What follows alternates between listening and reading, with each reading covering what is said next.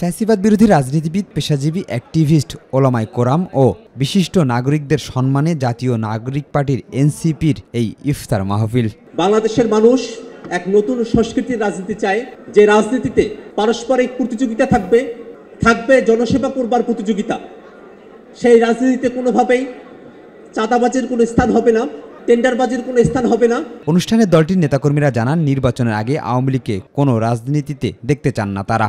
আওয়ামী লীগকে আমরা পরবর্তী বাংলাদেশে আমরা রাজনীতিতে দেখতে চাই কি চাই না, এই বিষয়গুলোকে আমরা প্রত্যাশা রাখবো যে আমাদের রাজনৈতিক যে দলগুলো রয়েছে সেই দলগুলো একটি ঐক্যমত্যের মধ্য দিয়ে যাবে এবং পরবর্তী প্রজন্মের জন্য আমরা একটি বেটার বাংলাদেশ আমরা রেখে যেতে পারবো।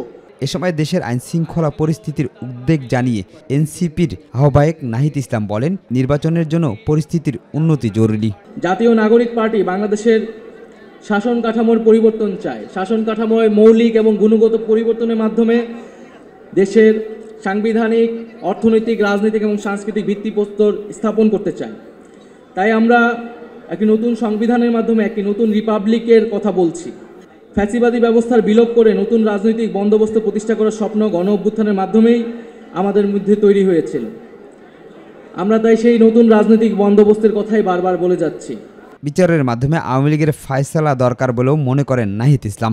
যেই ফ্যাসিবাদী যারা দোষর রয়েছিল তাদের দ্রুত বিচার আমাদের সকলেরই প্রত্যাশা। সেই দৃশ্যমান বিচার কার্যক্রম আমরা দেখতে চাই। বিচারের মাধ্যমে আমরা আওয়ামী লীগের রাজনৈতিক ফয়সালা করতে চাই।